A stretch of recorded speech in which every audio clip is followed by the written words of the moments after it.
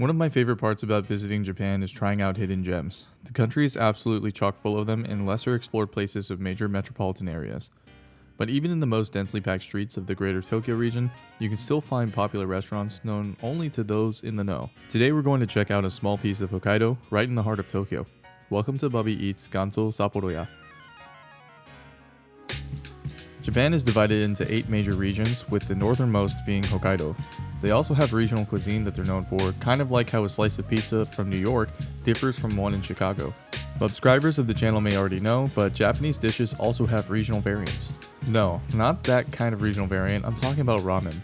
Like how Kyushu has rich, fatty tonkotsu ramen, Hokkaido has a delicious specialty of its own, MISO RAMEN. And there's no better place that I've found to get an authentic bowl of miso ramen in Tokyo than at Ganso Sapporo-ya. Ganso Sapporo-ya is just a few blocks away from Tokyo Station's exit 16, and admittedly while I was trying to find this place, I was pacing back and forth, trying to find the entrance. It's tucked in a small alley on the side of the block, and isn't the most obvious entryway.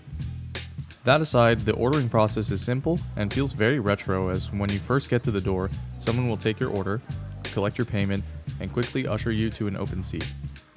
The restaurant was small, but it was strangely comforting. Instead of the usual symphony of slurps that you'd find at any other ramen shop, there was conversation. Instead of feeling the social burden to finish my bowl as quickly as possible, there was a sense of ease that I could really take my time to enjoy my food. The obasan at the front was incredibly friendly, and I had a lovely conversation with her throughout the duration of my meal, which by the way was phenomenal. They have different options, but if you're gonna try anything, it has to be the miso.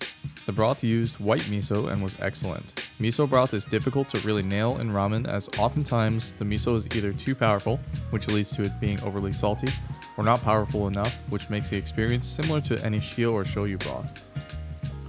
Here the miso flavor was refined and achieved such a satisfying balance that I unashamedly guzzled the whole thing down once I was finished with the contents. The noodles were satisfyingly chewy and were saturated in flavor from the broth. The various other toppings like chashu, negi, menma, and tamago were nice additions, but there isn't much I have to say about them. They were certainly fresh, but ultimately they were just your normal toppings. One thing I did really like about this place was that they had a combo meal where you could add on some fried rice with your bowl of ramen. If you're hungry, I definitely recommend you get the combo to really fill your stomach, and if you do, I have to recommend you get a spoonful of rice and submerge it in your ramen broth like you see me doing here. Trust me, it's great.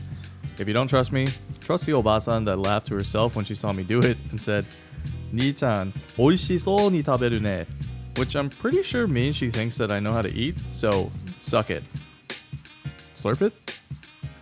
You know what, never mind. When it comes down to flavor, it's probably pretty obvious, but I'm giving it an A.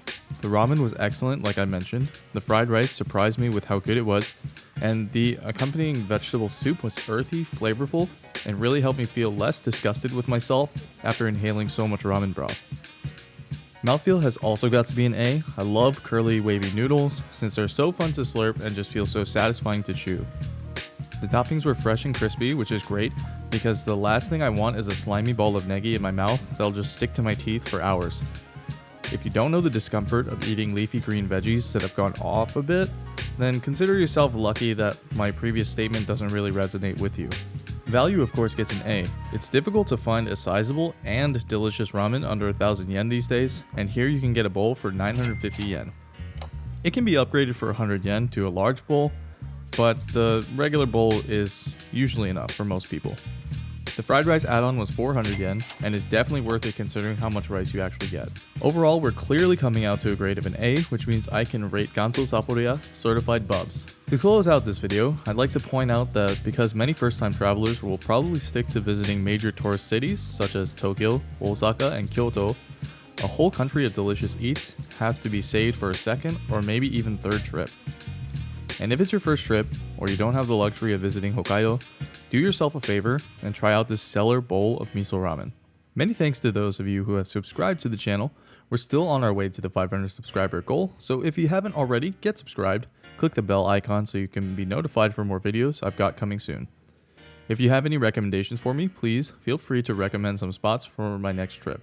But for now, as always, stay hungry.